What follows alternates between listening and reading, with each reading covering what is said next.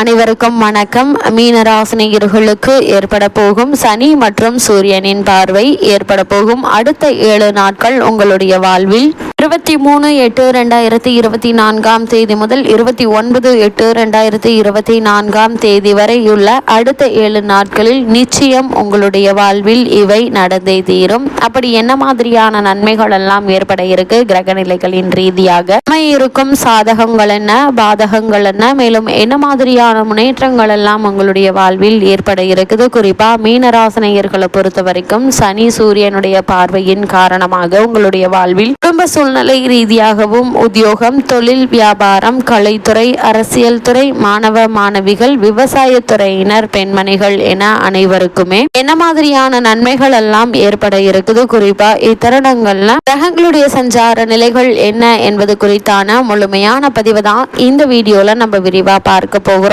அந்த வகையில மீனராசினியர்களுக்கு இந்த வார கிரகநிலைகளை ஆராய்ந்து பார்க்கும் போது உங்களுடைய ராசிக்கு 3ஆம் இடமான தைரிய மற்றும் இளைய சகோதர ஸ்தானமான 3ஆம் இடத்தில் குரு மற்றும் செவ்வாய் இணைந்து சஞ்சரிக்கிறாங்க. குரு மற்றும் செவ்வாயை பொறுத்த வரைக்கும் இணைவது குரு மங்கள யோகத்தை ஏற்படுத்துங்க. அப்படிப்பட்ட குருவும் செவ்வாயும் உங்களுடைய ராசிக்கு தைரிய மற்றும் இளைய சகோதர ஸ்தானத்தில் சஞ்சரிப்பது எண்ணற்ற நன்மைகளை ஏற்படுத்தி கொடுக்குதுங்க. இந்த காலகட்டத்தை பொறுத்த வரைக்கும் குடும்பத்தில் வருமானம் என்பது திருப்திகரமாக இருப்பதால நீங்கள் கடன் வாங்க வேண்டிய அவசியம் அல்லது பண பற்றாக்குறையோ ஏற்படுவதற்கான வாய்ப்புகள் கிடையாதுங்க. இத்தருணங்களில் நீங்கள் மேற்கொள்ளக்கூடிய காரியங்கள் அனைத்திலுமே ஒன்றனுக்கு பின் ஒன்றாக வெற்றி கிடைக்கக்கூடிய ஒரு தருணமாகவே இருக்குது. இருந்தாலும் உங்களுக்கு தற்போது 7.5 சனியினுடைய ஆரம்ப காலகட்டம், அதாவது விரய சனி என்பதால் நீங்கள் மேற்கொள்ளக்கூடிய காரியங்கள் அனைத்திலுமே நீங்கள் கவனமாகவும் எச்சரிக்கையாகவும் இருப்பது நல்லதுங்க. எந்த ஒரு செயலை செய்வதற்கு முன்னரும் ஒரு முறைக்கு பல முறை யோசித்து ஆலோசித்து சிந்தித்து முன் அனுபவம் உள்ளவர்களிடம் ஆலோசனை பெற்று செய்வது நல்லதுங்க. அதே போல திருமண சம்பந்தமான முயற்சிகளை நீங்கள் மேற்கொள்பவர்களாக இருந்தீங்க அப்படின்னா இந்த திருமண சம்பந்தமான முயற்சிகள்ல வரனை பற்றி தீர விசாரித்து ஆராய்ந்து அதற்கு பிறகு வரனை நிச்சயிப்பது உங்களுடைய எதிர்கால வாழ்க்கைக்கு நல்லதுங்க. அதே போல உத்தியோக காரணமாகவோ அல்லது மற்ற காரணங்களுக்காகவோ குடும்பத்தை விட்டு பிரிந்து செல்ல வேண்டிய ஒரு சூழ்நிலையும் இருக்குது. அப்படிப்பட்ட சூழ்நிலையை நீங்கள் ஏற்றுக்கொண்டு அதற்கான முயற்சிகளை மேற்கொள்ளுங்க. ஏன்னா இதனால உங்களுக்கு பல முன்னேற்றங்கள் எதிர்காலத்தில் ஏற்படுவதற்கான சாத்தியக்கூறுகள் அதிகம் இருக்குதுங்க. அதே போல் தைரிய ஸ்தானத்தை பொறுத்த வரைக்கும் தொழில் மற்றும் வியாபார ரீதியான பல இடையூறுகள் உங்களுக்கு எதிரிகளிலிருந்து உங்களுக்கு ஏற்பட்டு கொண்டிருக்கும். அவற்றை தைரியத்தோடு முறியடித்து நீங்கள் வெற்றி காணக்கூடிய ஒரு தருணமா இக்காலகட்டம் அமைஞ்சிருக்குது என்பதை கிரகநிலைகள் தெளிவாக உறுதியளிக்குதுங்க. அதே போல் மீனராசினியர்களை பொறுத்த வரைக்கும் உங்களுடைய ராசிக்கு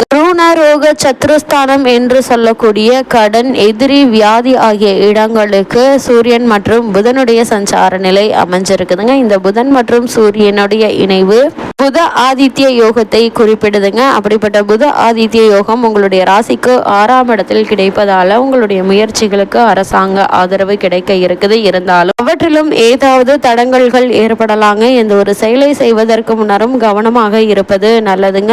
வெளிநாடு சென்று பணியாற்ற வேண்டும் என்ற விருப்பம் இருந்துச்சுன்னா அதற்கான முயற்சிகளை நீங்க தாராளமாக மேற்கொள்ளலாங்க. ஆனால் இடைத்தரகர்களை நம்ப வேண்டாம் என்பதுதான் கிரகநிலைகள் உங்களுக்கு அறிவுறுத்துது. அதே போல் புதனை பொறுத்த வரைக்கும் கல்வி சம்பந்தமான அனைத்து ஆதாயங்களும் உங்களுக்கு எளிதில் கிடைக்குங்க. ஆசிரியர்களுடைய ஆதரவு, பெற்றோர்களுடைய ஒத்துழைப்பு மற்றும் சக மாணவர்களுடைய ஊக்குவிப்பு என அனைத்துமே உங்களுக்கு கிடைக்குங்க. ஆனா புதன் தற்போது ரோக சத்ருஸ்தானத்தில் சஞ்சரிப்பதால தேவையில்லாத மாணவ மாணவிகளுடைய சேர்க்கையின் காரணமாக உங்களுடைய பெயருக்கு அவப்பெயர் ஏற்படுவதற்கான வாய்ப்புகளும் இருக்கு என்பதை கிரகநிலைகள் உங்களுக்கு முன்கூட்டியே அறிவுறுத்தும் பட்சத்துல நீங்கள் உண்டு உங்களுடைய படிப்புண்டு என்று இருப்பது நல்லதுங்க. இன்றைய கல்விதான் நாளைய எதிர்காலம் என்பதை மனதில் உணர்ந்து அதற்கான முயற்சிகளை மட்டும் மேற்கொள்ளுங்க. அவர்களோடு மற்ற சக மாணவ மாணவிகளுடன் வெளியில் செல்லுவது, ஊர் சுற்றுவது, தேவையில்லாத விஷயங்களில் ஈடுபடுவது ஆகியவற்றை தவிர்த்து கொள்வது மிக மிக அவசியம் என்பதை கிரகநிலைகள் மீண்டும் மீண்டும் உங்களுக்கு அறிவுறுத்தது. அதே போல் மீனராசினியர்களை பொறுத்த வரைக்கும் மாணவ மாணவிகள் வெளிநாடு சென்று கல்வி பயில வேண்டும் என்ற விருப்பம் இருந்துச்சுன்னா தாராளமாக அதற்கான முயற்சிகளை நீங்கள் மேற்கொள்ளலாங்க. ஆனா இடைத்தரகர்களை நம்ப வேண்டாம் என்பதையும் கிரகநிலைகள் உங்களுக்கு அறிவுறுத்துதுங்க. அதே போல் ஸ்காலர்ஷிப் என்று சொல்லக்கூடிய கல்வி உதவித்தொகை கிடைப்பதற்கான வாய்ப்புகளும் இருக்கு. அதற்கான முயற்சிகளை நீங்கள் தற்போது தாராளமாக மேற்கொள்ளலாம் என்பதையும் கிரகநிலைகள் மீண்டும் மீண்டும் உங்களுக்கு அறிவுறுத்துதுங்க. மீனராசினியர்களை பொறுத்த வரைக்கும் உங்களுடைய ராசிக்கு 7ஆம் இடமான சப்தமஸ்தானத்தில் சுக்கிரன் நீச்சம் பெற்றும் கேது இணைந்தும் சஞ்சரிக்கிறார். இதனால் உங்களுடைய மனது ஆன்மீகத்தில் அதிக நாட்டத்தோடு இருக்குங்க. பாடல் பெற்ற திருத்தலங்களுக்கு சென்று வரக்கூடிய வாய்ப்புகளும் உங்களுக்கு கிடைக்க இருக்குது. அதிகம் திருக்கோவில்களுக்கு சென்று வர வேண்டும் என்ற ஆசை உங்களுடைய மனதில் தோன்றுங்க. அதே போல் சுக்கிரன் நீச்சம் பெற்று இருப்பதால என்னதான் வருமானம் இருந்தாலும் கூட அவை ஏதாவது ஒரு வகையில் செலவுகள் ஏற்பட்டு கொண்டே இருக்குங்க. இது தேவையா தேவையில்லையா என்பதை கூட உணராமல் ஏதாவது ஒரு செலவுகள் ஏற்பட்டு கொண்டிருக்குங்க. அந்த பட்சத்தில் இந்த தேவையில்லாத வீண் விரைய செலவுகளை சுப செலவுகளாக மாற்றிக்கொள்வது உங்கள் கையில தாங்க இருக்குது. அதற்கான முயற்சிகளை நீங்கள் மேற்கொள்ளும் போது உங்களுக்கு நல்ல ஒரு வெற்றி கிடைக்கும் என்பதை கிரகநிலைகள் உங்களுக்கு உறுதியளிக்குதுங்க. அதே போல் மீன ராசினியர்களை பொறுத்த வரைக்கும் உங்களுடைய ராசிக்கு விரயஸ்தான சனி பகவான் வக்ரம் பெற்று சஞ்சரிக்கிறாரு. அப்படிப்பட்ட சனி பகவானின் மீது சூரியனுடைய பார்வை பதியுதுங்க. அதாவது கும்பராசியில் சஞ்சரிக்கும் சனி பகவான் இந்த வாரம் முழுவதுமே வக்ர இயக்கத்தில் இருக்கிறாருங்க. சிம்மத்தில் சஞ்சரிக்கும் சூரியன் அவரை பார்க்கிறாரு. இந்த பகை கிரகங்களுடைய பார்வை அவ்வளவு நல்லது கிடையாது என்றாலும் உங்களுடைய ராசியை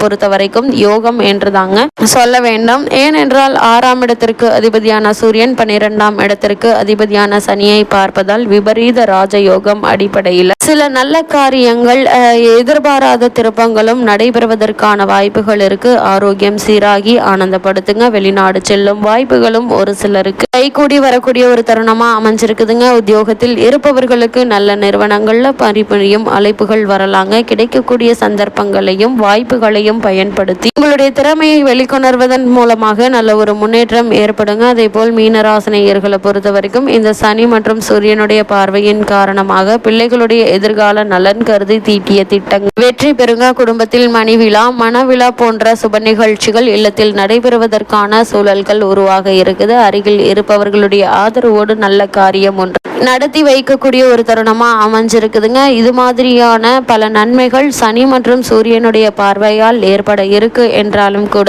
உங்களுக்கு தற்போது 7.5 சனி தொடங்கிவிட்டதால எல்லா விஷயத்திலும் சற்று அதிக கவனம் செலுத்தி கையாள்வது மிக மிக நல்லது என்பதை கிரகநிலைகள் மீண்டும் மீண்டும் அறிவுறுத்துதுங்க. அதே போல் உங்களுடைய ஜென்ம ராசியில் ராகு சஞ்சரிக்கிறாருங்க. எந்த ஒரு கிரகம் ஜென்மத்தில் சஞ்சரித்தாலும் அவை சாதகமாக சொல்லப்படுவதில்லைங்க. அது பாதகமாகவே தான் கருதப்படுது. அந்த வகையில் ஜென்மத்தில் ராகு இருப்பதால உங்களுக்கு ஏதாவது ஒரு வகையில் வருமானம் இருந்து கொண்டேதாங்க இருக்கும். இந்த வருமானம் என்பது தேவையில்லாத விஷயங்கள்ல செலவழிவதற்கான வாய்ப்புகளும் அதிகம் இருக்கு என்பதால் கவனம் மிக மிக அவசியங்க. மீனராசினியர்களுக்கு கிரகநிலைகளின் ரீதியாக கூறப்படும் பரிகாரம் என்ன என்று பார்க்கும்போது பள்ளிக்கொண்ட பெருமாள் கோவிலை நேரம் கிடைக்கும் போதெல்லாம் தரிசனம் செய்யுங்க. பௌர்ணமி விரதத்தை கடைபிடியுங்க. எண்ணற்ற நன்மைகள் உங்களுடைய வாழ்வில் ஏற்படும்.